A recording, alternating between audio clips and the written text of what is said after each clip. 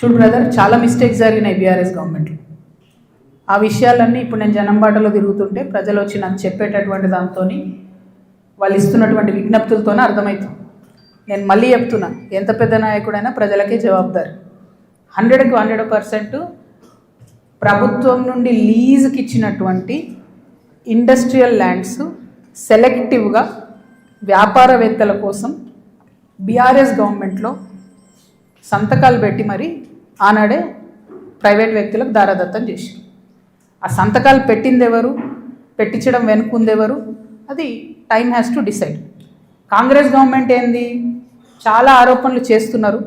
రేవంత్ రెడ్డి గారు అయితే చాలా ఏమంటారు, రేపు పొద్దుగాలనే నేను వీళ్ళందరినీ జైలు వేస్తా అన్నట్టు ఏదో బీఆర్ఎస్ అంతా అవినీతిమయమని చిత్రీకరించి వచ్చారు. ఆయన ఎక్కడ ఏం చేయట్లేదు. ఎందుకు చేయట్లేదు? బీఆర్ఎస్ వాళ్ళు వేసినటువంటి దొంగదారులను కాంగ్రెస్ రహదారులుగా మారుస్తున్నారు. వాళ్ళు ఎవరైతే ప్రైవేట్ వ్యక్తులకు ఇచ్చిరో మళ్ళీ అదే కంపెనీలతో వీళ్ళు అండర్స్టాండింగ్ పెట్టుకుంటారు, వాళ్ళతో మాట్లాడతారు. అంటే రేవంత్ రెడ్డి గారి పరిస్థితి ఇప్పుడు ఎట్లుందంటే, అప్పుడే కప్పం తిన్న పాము ఎట్లుంటుంది, కడుపు నిండింది, నేను సీఎం అయినా, అవినీతి అయితే నాకేంది, రాష్ట్రం ఎటు పోతే నాకేంది, వాగ్దానాలు ఎటు పోతే నాకేంది అని చెప్పి ఆయన సైలెంట్గా ఉన్నాడు. ఆయనకి ఈ బీఆర్ఎస్ పార్టీలో జరిగినటువంటి వ్యాపార లావాదేవీలకి అవుట్ రైట్గా సంబంధం ఉంది కాబట్టి వాళ్ళు సైలెంట్గా ఉన్నారు. So let time decide. ఎప్పుడన్నా ఎవరైనా ఎంక్వైరీ చేస్తే డిసైడ్ అయితే చూద్దాం. ఏమీ కాకపోతే నాకెప్పుడో ఒకసారి టైం వస్తుందిగా, దేవుడు దయ నేను ముఖ్యమంత్రి అయితే కదా ఒకనాడు. ఆనాడు మాత్రం 2014 నుండి 2014 తెలంగాణ వచ్చినప్పటి నుండి ఇప్పటి వరకు అన్ని అన్యాయాల మీద నేను మాత్రం ఆరాధిస్తాను. ఎందుకంటే ఎవరు వచ్చి బయటకు వచ్చి మాట్లాడినా వాళ్ళని దబాయించాలి, వాళ్ళ మీద ఒక కేసు వేయాలి, వాడిని ఏదో అనాలి, బురద జల్లాలి అని అంటే కుదరదు. నేను అట్లా ఊరుకునే వ్యక్తిని కాదు. నేను తప్పు చేస్తే నేను క్షమాపణ అడుగుతాను. నేను కోరిన క్షమాపణ జనం బాటలో ముందుకెళ్ళినప్పుడు. ఎందుకు కోరిన క్షమాపణ? నేను అదే గవర్నమెంట్లో ఉండి అమరవీరుల కుటుంబాల కోసం గట్టి కొట్లాడాల్సిందే అని నాకు మనసుకు అనిపించింది కాబట్టి నేను క్షమాపణ అడిగిన. ఉద్యమకారులను కేవలం నా ప్రాంతంలో చూసుకున్నా కానీ వేరే దగ్గర చూసుకోలేకపోయినా అనే ఉద్దేశంతో క్షమాపణ కోరినా. నేను అట్లే చెప్తున్నా, నేను తప్పు చేస్తే ప్రజలకే చెప్తారు, ఏం తప్పు చేసినారా భయ్ సారీ అని. నేను తప్పు చేయలే, అందుకే ధైర్యంగా చెప్తాను, నేను తప్పు చేయలే. అయినా సరే నా మీద ఏదో బుర్ర జల్లాలి అంటే ఊరుకోను. భగవంతుడు నాకు అవకాశం ఇచ్చినప్పుడు మాత్రం అన్ని బండారాలు కూడా బయటికి తీస్తాను. నేనేదో టార్గెట్ చేసిన భయ్. ఇప్పుడు నేను నిన్ను కొడతా, నువ్వు నన్ను కొట్టావా చెప్పు. వాళ్ళు నన్ను టార్గెట్ చేస్తే నేనేం చేయాలి మరి? నేను ఊరుకోవాలన్నా? నేనైతే గాంధీ తాతను కాదు, నేను అస్సలే మంచిదని కాదు నేను చెప్తున్నా.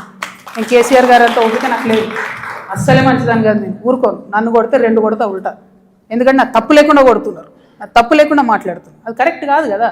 ఏం రోగం చెప్పు? నేను ఏమంటున్నా? నేను జనంలో పోతున్నా, పిచ్చిలేసినట్టు పొద్దు నుండి రాత్రి వరకు ఎందుకు తిరుగుతున్నా నేను? ఐ వాంట్ టు అండర్స్టాండ్ ఏం జరిగింది. 10 ఏళ్ళు బీఆర్ఎస్లో, 2 ఏళ్ళు కాంగ్రెస్లో ఏం జరగలే. నిన్న పోయినాం, ఆ నల్ల నీళ్ళు అది ఎంత బాధ అనిపించింది చూస్తే. ట్యాప్లో డ్రైనేజ్ వాటర్ వస్తాయని ఇప్పటికి కూడా హైదరాబాద్ మహానగరంలో ఇంకా అంత అందమైన నగరానికి కేటీఆర్ గారు నేను ఇట్లా చేసినా అని, ఇప్పుడు రేవంత్ రెడ్డి గారు గ్లోబల్ సమిట్ పెట్టి నేను ఇట్లా చేసినా అని ఏం లాభం చెప్పు?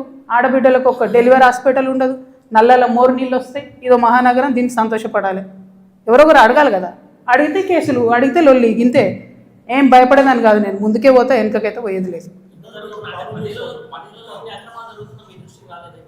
వస్తే లొల్లెందుకుంటుండేనే 5 ఏళ్ళు నన్ను ఓడగొట్టి ఇంట్లోనే కూర్చోబెట్టిరు కదా. వద్దంటే బలవంతంగా ఎమ్మెల్సీ ఇచ్చిర్రు. నేను అప్పటి కూడా అడిగిన, నాకు ఎంపీ క్యాండిడేట్గా నన్ను డిక్లేర్ చేయండి, నేను ప్రజల మధ్యలో ఎక్కడైతే ఓడిపోయినా అక్కడే ప్రజల ప్రేమను గెలుచుకుంటా అని చెప్పిన.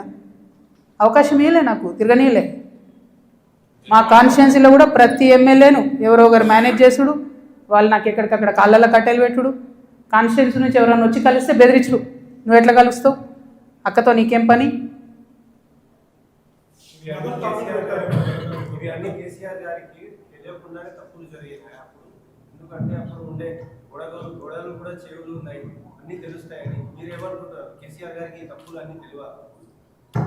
నేనేమంటున్నా బ్రదర్, కేసీఆర్ గారికి తెలుసా తెలియదా కేసీఆర్ గారు చెప్పాలి.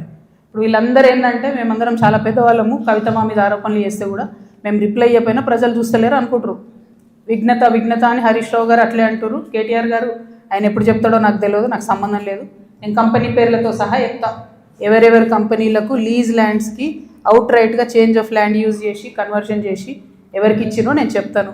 సంతకాలు ఎవరు పెట్టిరా లేదా వాళ్ళు చెప్పాలి ప్రజలకు. చెప్తే షూర్ సంతోషం. ట్రాన్స్పరెన్సీ కదా ప్రజలు కోరుకునేది. పార్టీ సహకారం లేదు. నాకు ఎప్పుడు లేదు భయ్ పార్టీ సహకారం. నేను ఎప్పుడైతే అమెరికా నుండి వచ్చినో